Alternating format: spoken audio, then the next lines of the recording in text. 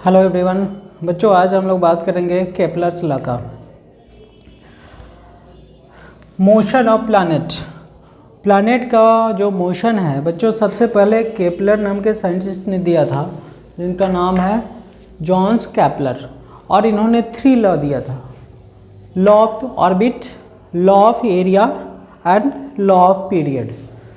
First law को कहते हैं law of orbit, second law को कहते हैं law of area and third law को कहते हैं लॉ ऑफ पीरियड। अब ये अप्रॉक्सीमेटली बात है 17वीं सेंचुरी की, जिस समय प्लैनेट के बारे में, उसके मोशन के बारे में ज़्यादा कुछ जानकारी हम लोगों के पास नहीं थी। अकॉर्डिंग टू फर्स्ट लॉ, जो भी प्लैनेट है वो प्लैनेट सन के चारों ओर इलिप्टिकल पाथ पे मूव करता है, यानी कि ये जो पाथ देख रहे हैं ये इलिप्टिकल पाथ बनाता है। किसके अकॉर्डिंग? ये थिंग्स केपलर के अकॉर्डिंग है, ठीक है। Every planet moves on a elliptical path by keeping the sun on one of its focus. ये इलिप्टिकल पाथ में देख लीजिए 2 सेंटर अप्रॉक्सीमेटली बन पाता है, एक यहाँ और एक यहाँ। तो बच्चों सन को या तो इस फोकस पे रख करके रिवॉल्व करेगा या इस फोकस पे रख करके। तो फर्स्ट लॉ कहता है each planet revolve around the sun on an elliptical path by keeping the sun at one of its focus, ठीक है। Next second law of area means to say that every planet sweeps equal area in equal interval of time. अब इसका मतलब क्या है? इसका मतलब है बच्चों, जब कोई प्लैनेट इलिप्टिकल पाथ पे मूव करता होगा तो उसका वेलोसिटी यूनिफॉर्म नहीं होगा, क्योंकि अगर इक्वल एरिया ट्रैवल करना है तो ये डिस्टेंस आप देख रहे हैं बच्चों काफ़ी ज़्यादा हो जाता है। ये यहाँ पे सरकमफेरेंस पे थोड़ा सा भी डिस्टेंस अगर चलता है तो बहुत बड़ा एरिया क्रिएट हो जाएगा, और उतना ही एरिया इधर ट्रैवल करने के लिए उसको काफ़ी तेज़ी से चलना पड़ेगा। तो अकॉर्डिंग टू केपलर प्लैनेट का जो वेलोसिटी है वो यूनिफॉर्म नहीं होता था। कहीं यहाँ सन से, अगर मान लीजिए यहाँ पे सन है तो सन से दूर आता था तो धीरे धीरे चलता था, और सन के नज़दीक जाएगा तो ये काफ़ी तेज़ी से चलेगा, ठीक है। तो सेकेंड लॉ का स्टेटमेंट है this area travel line joining the sun to the planet. ये जो लाइन देख रहे हैं आप, ये मान लीजिए ये आपका प्लैनेट है यहाँ, और ये लाइन प्लैनेट और सन को ज्वाइन कर रहा है।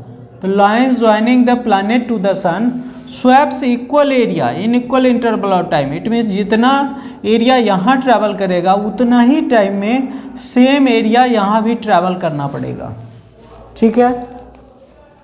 थर्ड लॉ को बच्चों हम लोग लॉ ऑफ पीरियड भी बोलते हैं। अगर कोई प्लैनेट सन के चारों ओर मूव करता है तो डेफिनेटली कुछ टाइम पीरियड होगा, पीरियड ऑफ रिवॉल्यूशन, और जो डिस्टेंस है इस प्लैनेट का और इस सन का, ये डिस्टेंस ग्रेजुअली चेंज होता जा रहा है। तो इस डिस्टेंस को हम लोग आर से रिप्रेजेंट करते हैं। तो कहीं पे आर ज़्यादा है, कहीं पे आर कम है, तो इस आर को हम लोग मान लेते हैं एवरेज डिस्टेंस, ठीक है।